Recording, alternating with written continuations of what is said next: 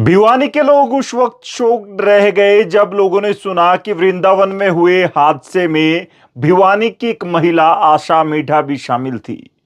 आपको बता दें कि वृंदावन में एक नाव हादसे में 10 लोगों की मौत हो गई। उनमें से एक भिवानी की महिला जगदम्बा होटल संचालक अर्जुन मिड्ढा की धर्मपत्नी आशा मिड्ढा भी शामिल थी, जो कि भिवानी के रेलवे स्टेशन पर जगदम्बा ढाबा के नाम से एक रेस्टोरेंट चलाते हैं। उनकी धर्मपत्नी अपने मायका पक्ष के साथ वृंदावन दर्शन करने गई थी और अचानक से पीपा पुल से बोट टकरा गई और उसके बाद एक के बाद एक 10 व्यक्ति जो हैं वो मृत घोषित कर दिए गए। हालांकि जो है उसके बाद भी 5 लोग गायब बताए जा रहे हैं। टोटल जो है वो 25 श्रद्धालु उस बोट में सवार थे, जिनमें से भिवानी की एक महिला आशा मिड्ढा भी थी।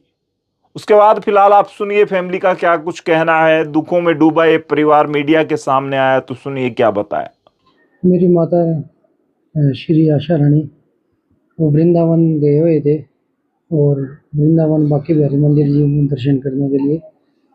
उसके बाद वो दर्शन करने के बाद यमुना नदी के अंदर परिक्रमा लगाने के लिए स्टीमर से जा रहे थे और स्टीमर में लगभग 26 से 27 लोग सवार थे,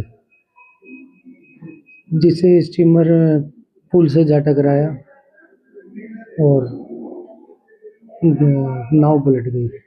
नाव पलटने के कारण 10 लोगों की तो मौके पे मृत्यु हो गई, जिसमें मेरी माँ भी थी, और 10 लोग घायल हैं और 7 लोग लापता हैं, जिनका रेस्क्यू भी जारी था, मिल नहीं पाए हैं। वो भी हमारी फैमिली मेम्बर से ही थे।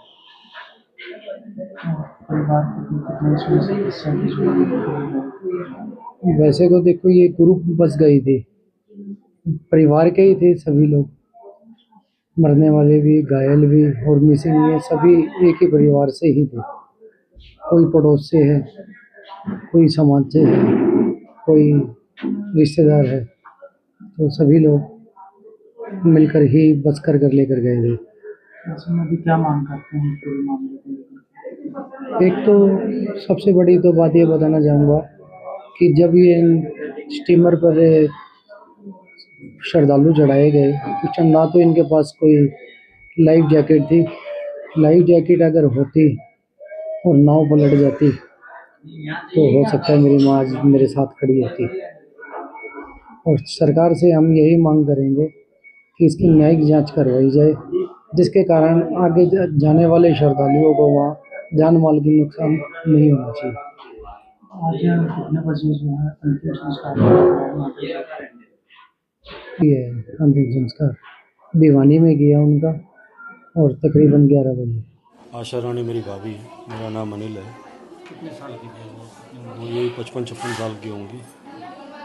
मतलब कि अभी उम्र नहीं थी जाने वाली, अगर कहा जाए तो उम्र नहीं थी। जो वहाँ का रवैया है, जो वहाँ का, आप कभी गम जमुना जी गए हो तो आपको पता लगेगा, जो वहाँ की बोट है वो जर्जर हो चुकी है। मैं 2 महीने पहले गया था, जर्जर हो चुकी है। उन्होंने बैठाया ही गलत है, उन्होंने नाव के अंदर गलत बिठाया है। इतनी सवारियाँ, इतने पैसेंजर नहीं बिठाने चाहिए उनको, मतलब कि गलत है। ना कोई लाइफ जैकेट है वहाँ पे, ना कुछ है। प्रशासन की कोई देख रेख नहीं है। हज़ारों आदमी, इतने लोग जाते हैं वहाँ पे, मतलब कि सुरक्षा का कोई भी नियम, कोई पालन नहीं है। हमारे घर से तो एक आदमी चला गया। आपकी भाभी यहाँ से कहाँ गई थी? हमारी भाभी यहाँ से, कैसे मिली वहाँ, कैसे कितने लोग गए थे? हमारी भाभी यहाँ से सोनीपत गई, हमारे भाई साहब छोड़ के आए। हमारी भतीजी वहाँ रहती है सोनीपत में, तो उन्होंने रात को वहाँ बस में बिठाया। ये बसें पीछे पंजाब से आई थी, 120 सवारियाँ थी, 2 बसें थी। तो ये सभी पिछले साल भी आए थे, पिछले साल भी हमारी भाभी गई थी। हमें ये थोड़ी पता था कि ये काम हो जाएगा। लेकिन वहाँ जो है ना, सुरक्षा के नाम पे कोई भी इंतज़ाम नहीं है। यमुना के ऊपर कोई भी, किसी प्रकार के भी, अगर वहाँ इंतज़ाम होते, सुरक्षा जैकेट होती, तो आज हमारी भाभी हमारे पास होती।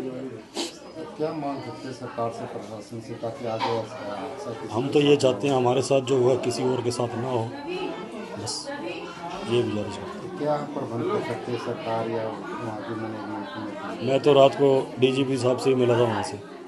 जब भी मैंने उनके आगे यही कहा, मैं कहा जी ये आपके हाथ में है, आज तो हमारे साथ ऐसा हो गया है, लेकिन आने वाले और लोगों के साथ ऐसा ना हो।